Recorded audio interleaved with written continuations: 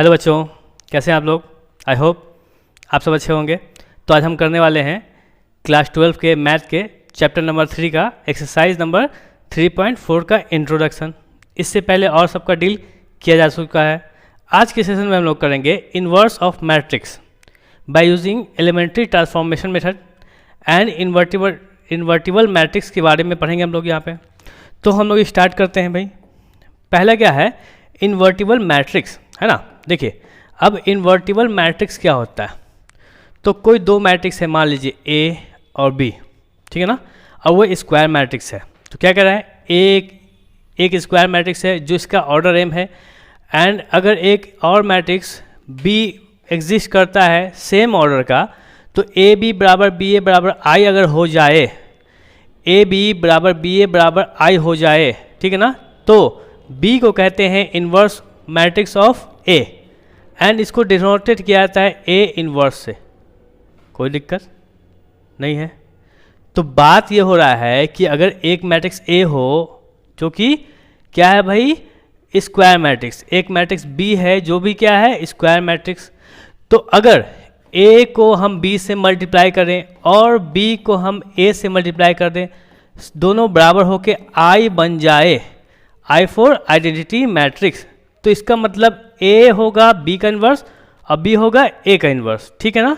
Example देख लेते हैं भाई, आपको सब समझा देता हूँ क्या हो रहा है। तो मान लो कि ए को बी से इंटू करना है, आपको ए को बी से इंटू करना है।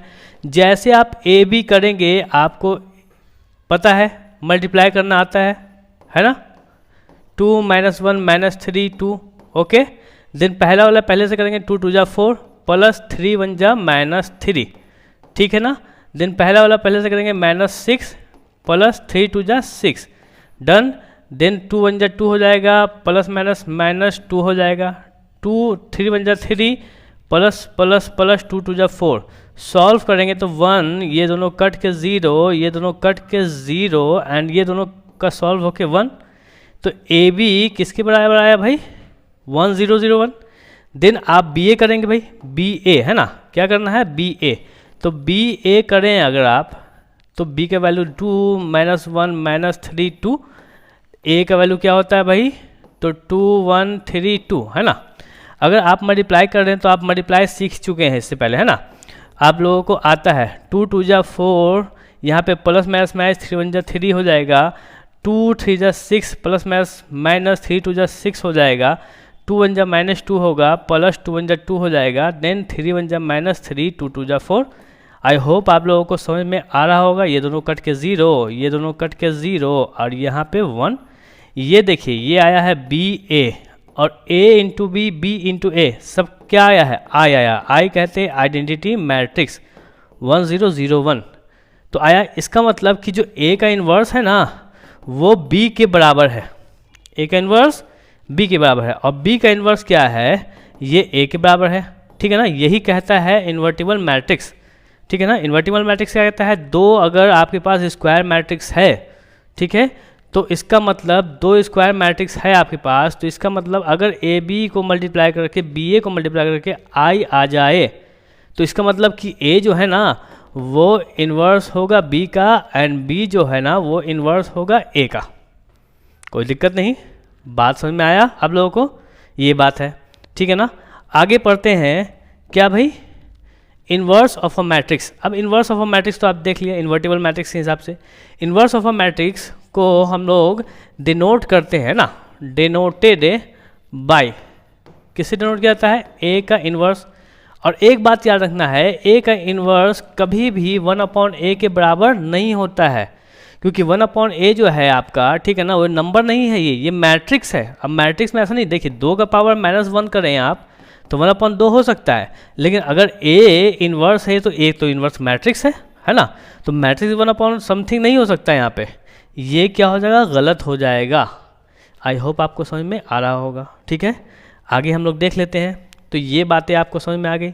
अब ये गिवन बाई है, इसको दिया जाता है ना, गिवन बाई इसको दिया जाता है किससे भाई, कभी भी ए का इन्वर्स पूछे तो इसका फॉर्मूला होता है adjoint of A by determinant of A, और इन्वर्स एग्जिस्ट, ठीक है ना, ये सबसे ज़्यादा इम्पोर्टेंट चीज़ है, एग्जिस्ट ओनली, ठीक है ना।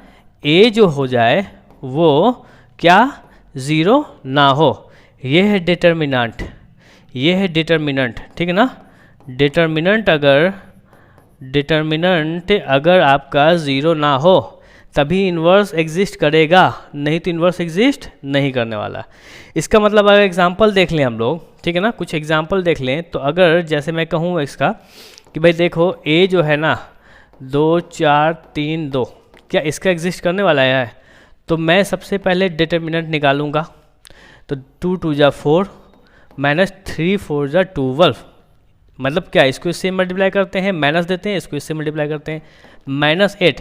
तो अगर ये ज़ीरो तो नहीं है, क्या इसका डिटर्मिनेंट ज़ीरो नहीं ना है, तो ए इन्वर्स लिखेंगे एग्जिस्ट, यानी इसका ए इन्वर्स एग्जिस्ट करेगा।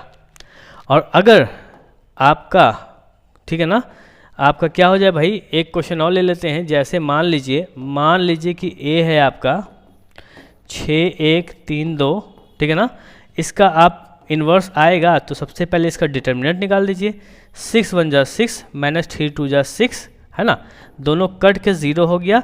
इसका मतलब ए इन्वर्स डज नॉट, है ना, एग्जिस्ट हेयर, यहाँ पे ए इन्वर्स एग्जिस्ट नहीं करने वाला है, ठीक है ना, बात समझ में आई। तो आगे देख लेंगे हम।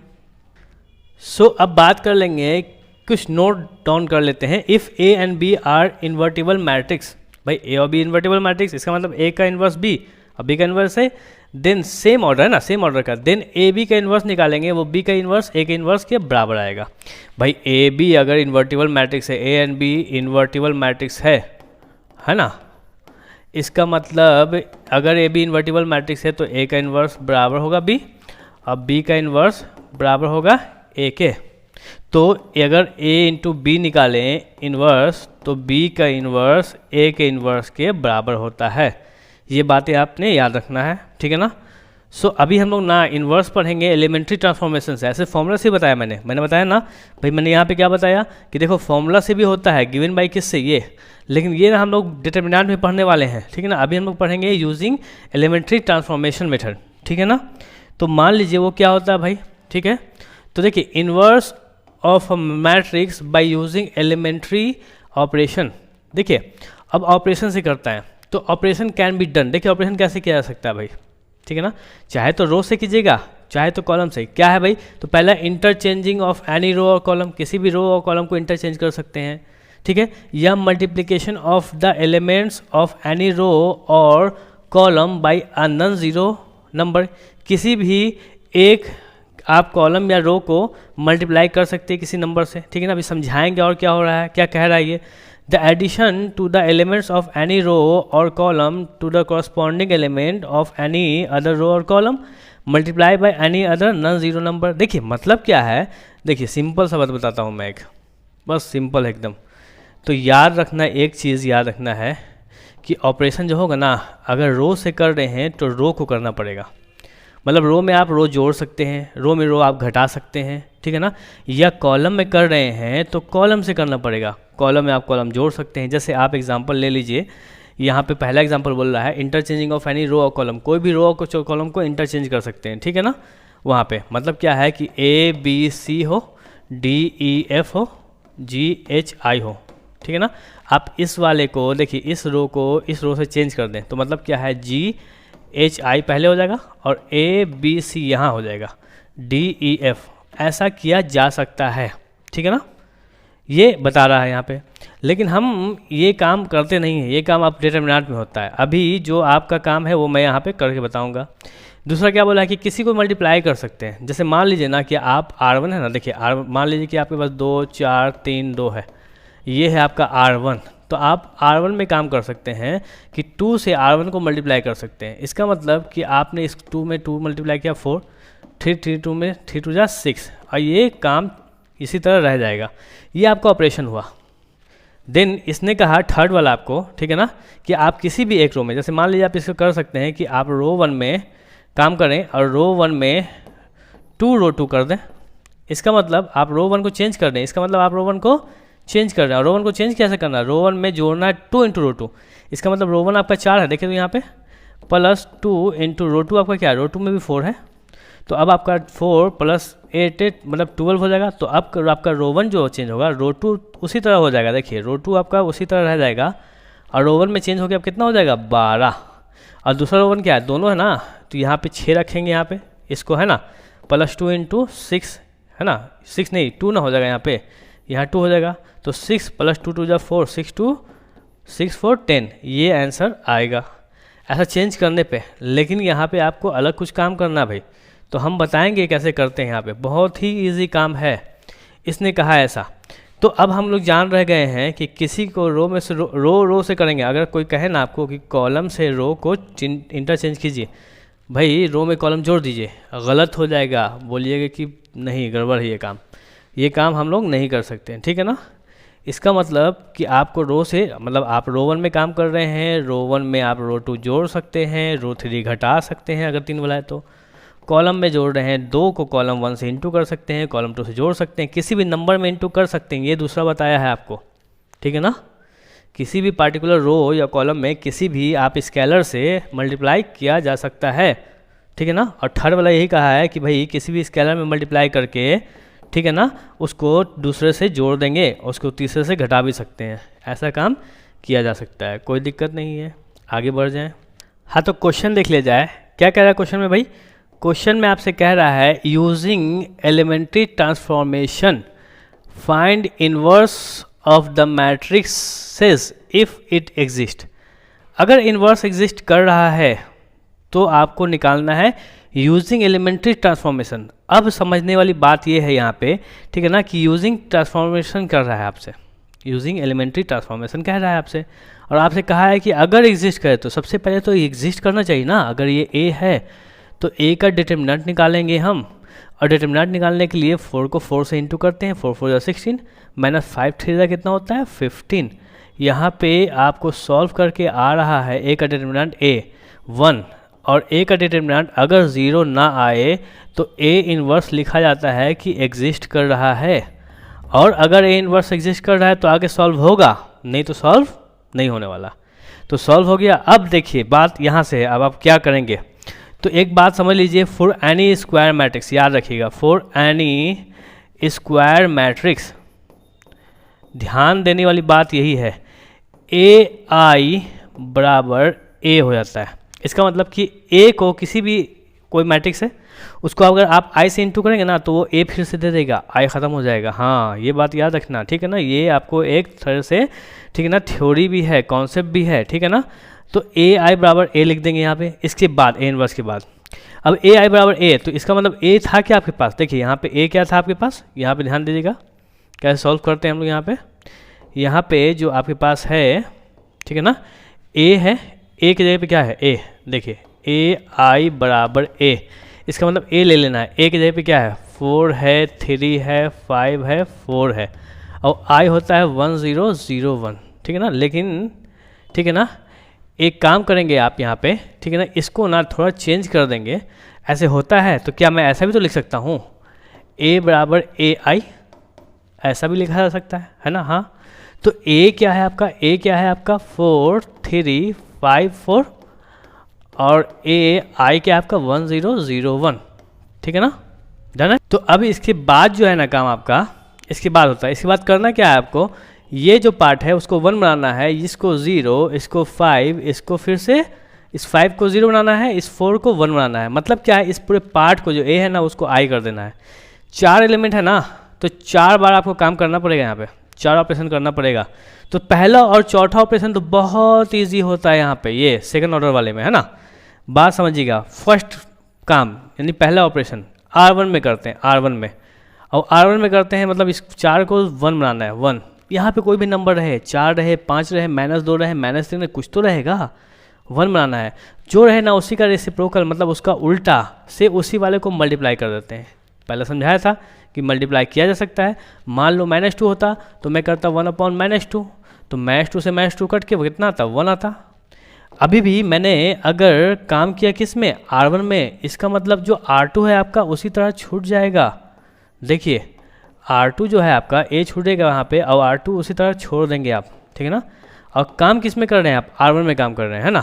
और कर क्या रहे हैं, 1/4 को R1 से इंटू, तो 1/4 को, ठीक है ना, आप R1 मतलब 4 से इंटू, तो 4 से 4 कटा बचा 1।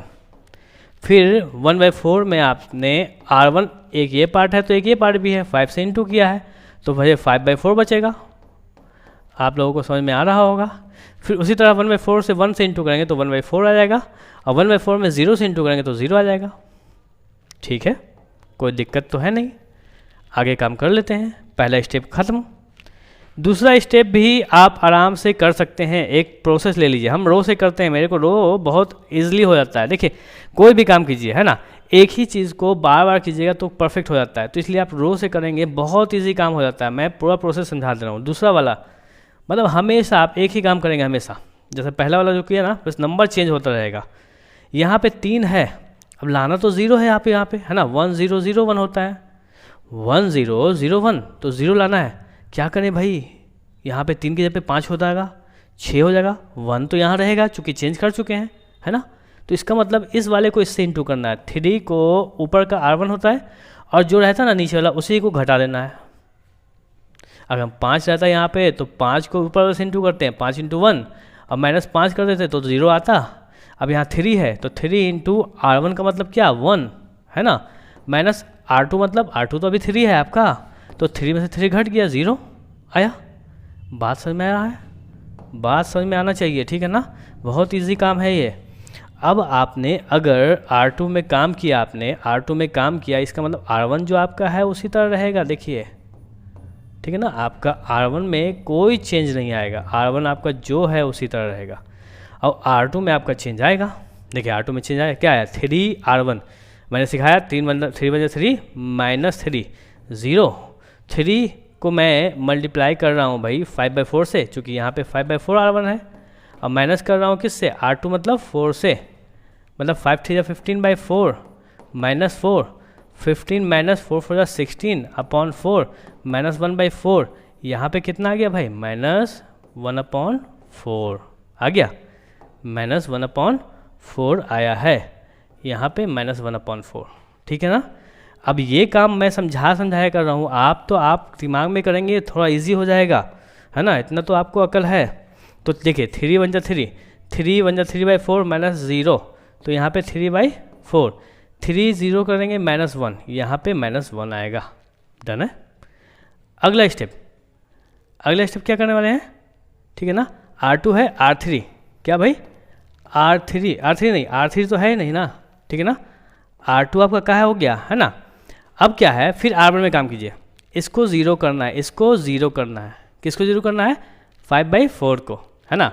5/4 को 0 करेंगे आप, तो 0 कैसे बन सकता है भाई, तो मैं R1 में काम कर रहा हूँ, देखिए R1 में काम करूँ, है ना, R1 में कुछ काम करूँगा, ये 0 होना चाहिए, लेकिन इसमें चेंज नहीं होनी चाहिए, इस 1 में कोई चेंज नहीं होनी चाहिए। इसका मतलब आपको करना क्या होगा, यही तो मान है, यहीं पे आपका काम है भाई। हम इसको चेंज कर सकते हैं, किस वाले को, देखिए इस वाले को, यहाँ से नहीं उठा रहे, हमको इस वाले को 0 करना है, इस वाले को चेंज नहीं करना है। तो हम इस 0 में कोई से मल्टीप्लाई करें, कोई फ़र्क तो पड़ेगा नहीं, तो हम इस 1/4 को ना 5/4 बना देंगे, और जैसे -1/4 5/4 बनेगा, मतलब -5 सिर्फ 5 से इंटू उसमें ना 5/4 को जोड़ देंगे, और ये कट के कितना आ जाएगा, 0। आपको समझ में आया होगा कर क्या रहे हैं हम लोग कर रहे हैं ना, इस -1/4 को इस तरह का बनाना, बस हमेशा कुछ भी रहे यहाँ पे, और ये साइन अगर प्लस में तो इसको माइनस पे छोड़ देना है, अगर दोनों प्लस में, दोनों के बीच में माइनस कर देना है, ठीक है ना। तो भाई हम कर क्या रहे हैं, हम R1 में काम कर रहे हैं, लेकिन कर क्या रहे हैं, R1 में तो काम कर रहे हैं, ठीक है ना, R1 में काम कर रहे हैं, लेकिन R2 को चेंज कर रहे हैं, और कर क्या रहे हैं, R1 में हम जोड़ेंगे, ठीक है ना, क्योंकि देखिए यहाँ माइनस है, इस 0 में हम कोई चीज़ से इंटू कर दें, 5 से इंटू कर दो R2 को। तो अगर ऐसा मैं कर देता हूँ, उससे फ़ायदा क्या होगा, मैंने इसमें 5 से इंटू क्यों किया, क्योंकि -1/4 को 5 से इंटू करने पे -5/4 आने वाला है, ठीक है ना, ये आने वाला है।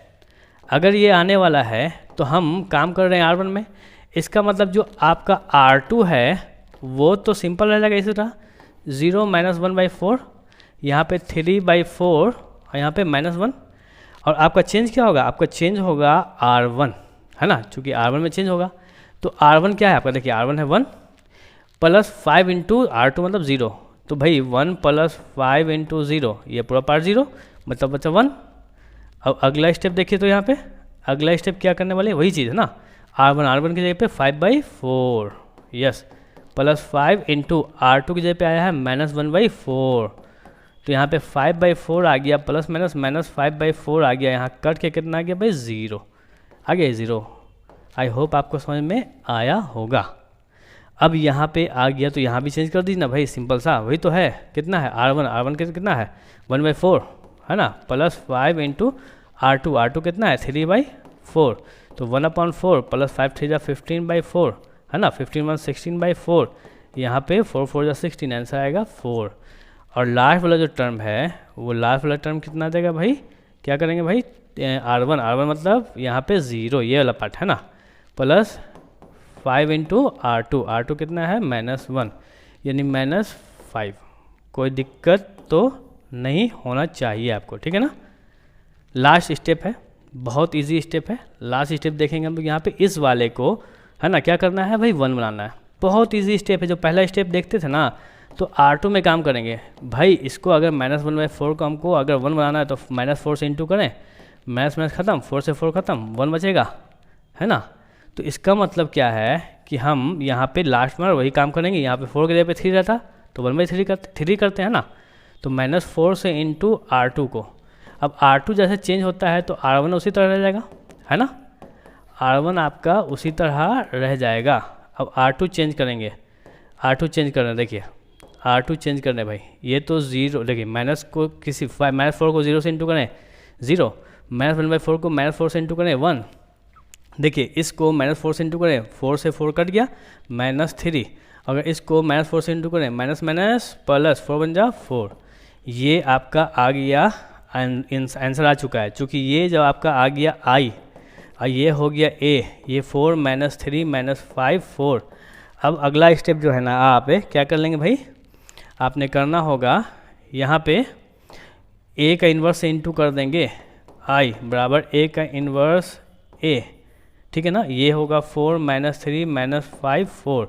ये जो पार्ट है ना किसी भी को I से इन्वर्स इंटू करने पे फिर वही वाला माना जाता है, यानी A का इन्वर्स I से इंटू होगा तो फिर A का इन्वर्स आएगा, और ये दोनों A का इन्वर्स A मिल के बनता है I, ठीक है ना।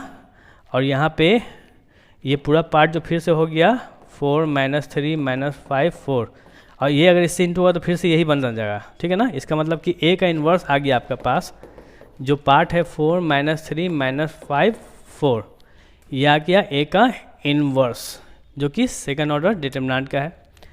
आई होप आपको समझ में आया होगा।